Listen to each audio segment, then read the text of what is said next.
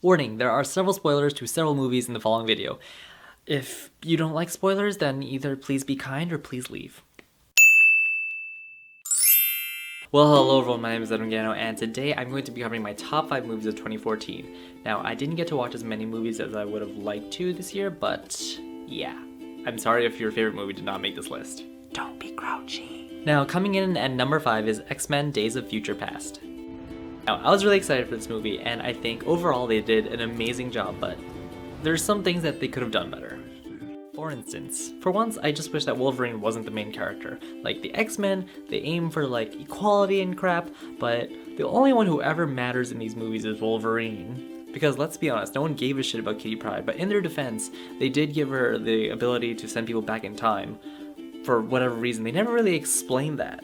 On a side note, in the original story of Days of Future Past, Kitty is the one who goes back in time, not Wolverine. Shows you how much we care about Kitty, but at least she's not Rogue, who got completely cut out of the movie. And I've got to say that the Sentinels looked a lot like the Destroyer from Thor. But other than all that nitpicky stuff, I still enjoyed this film a lot. They fixed all the problems that came with the first trilogy. They gave my girl Mystique all the time that she deserved. I was happy. Next movie. Next up at number 4 is Unbroken. Now, I'm not gonna lie, I was pleasantly surprised by this movie. I did not plan to go watch it before my sisters wanted to, and fair warning to all, if you are easily bored by anything, this movie probably isn't for you. Admittedly, some of the scenes were kind of slow.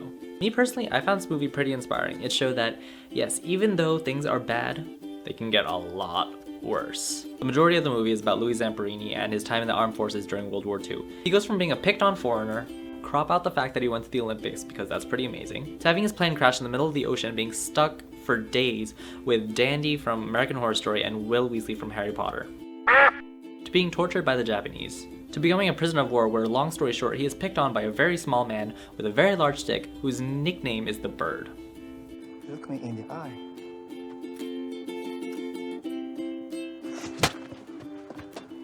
That is a shitstorm of bad luck. But despite all his struggles in life, he manages to keep going. Now, the 2+ hour buildup of emotion makes for a very satisfying ending. At the ending of the movie, I literally felt like I was punched by joy. I felt so overwhelmed by all these happy emotions for him, and I've never felt that way about a movie. That was the first time I've ever felt that way. I literally felt like an emotional wreck. But I didn't cry. So there is no way that a movie that managed to make me feel that way was not going to make my list. Finding us halfway at number 3 is The Fault in Our Stars. I believe we have a choice in this world about how to tell sad stories. On the one hand, you can sugarcoat it. And nothing is too messed up that can't be fixed with a Peter Gabriel song. I like that version as much as the next girl does.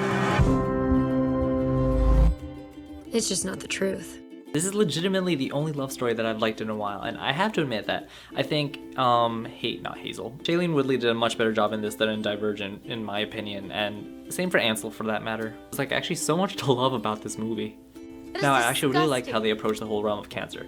They didn't make it something to end the movie. They actually made it a great way of showing optimism. Now, these characters know that they have a terminal illness, they have a set amount of time left to live, but they're so dead set on living life that it's amazing. It's a metaphor, see? You put the thing that does the killing right between your teeth, but you never give it the power to kill you. The thing is, these kids know how shitty their lives are, but they barely complain about it throughout the entire movie. I think I actually fell in love with almost all these characters because I enjoyed watching how they all interacted with the concept of cancer. The bald cancer guy from The Sacred Heart of Jesus, and even the asshole author who I know no one likes, but I appreciated his presence because you're not always gonna find people who are a-okay with cancer or who cope with it well, so I'm happy that he was there to represent that group of people out there. And overall, I just think this movie is incredibly smart. I liked its approach to Hazel and Gus's relationship. Thank God it wasn't some sappy, shitty love story. I would have enjoyed it as much as I did. No, I probably wouldn't have enjoyed it at all if it was.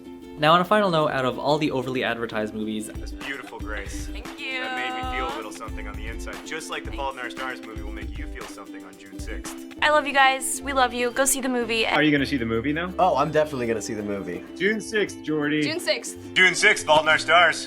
Do see the movie on June 6th, I have to say that, but... Oh, you can definitely see me. I think that this one actually lived up to its hype. And we're almost there. At number 2 is Captain America Winter Soldier. This movie was amazing. I honestly did not think that Marvel was gonna come close to the Avengers in like any solo film. Honestly, I had such a party with this movie. The direction was great, the actors were on point, the story was, oh my god. Chasing with Nick Fury.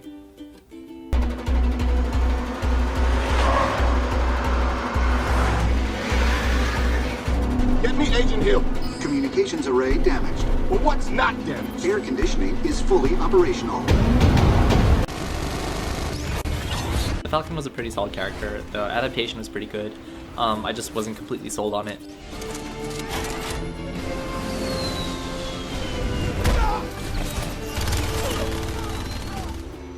Black Widow was definitely on point in this movie. I think they added more depth to her character than in like Iron Man 2 and the Avengers.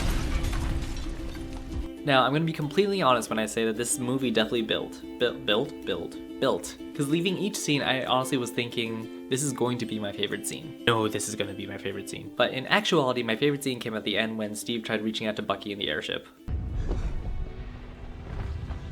I'm not gonna fight you. You're my friend.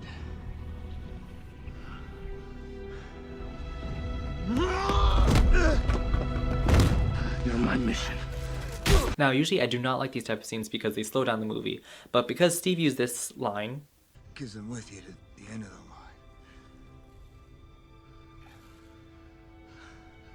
I just naturally liked it for lack of a better reason. This movie was just everything. Alright, and my number 1 movie of 2014 is unsurprisingly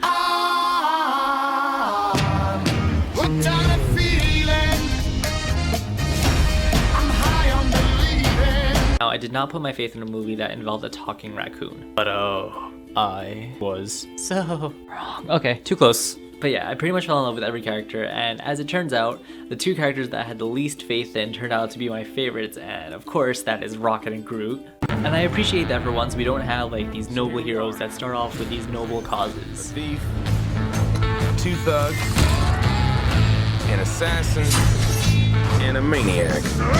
And I don't know what it is, but whenever there's like a huge battle and the civilians get caught in the crossfire, I just get choked up for whatever reason. And when Rocket swooped down to like protect the civilians with his team, I just got like, I don't know, burst of emotion, and it just made me love Rocket even more. This segment is no longer about Guardians of the Galaxy, it's about me loving Rocket.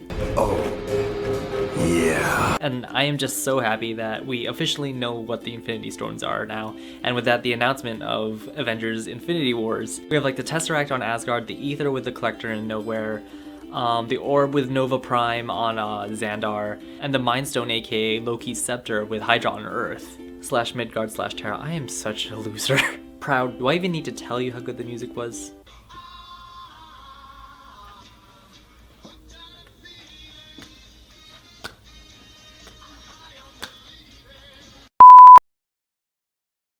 Yes, that is it for this week's video, guys. I hope you enjoyed it. If you did, don't forget to give it a big thumbs up.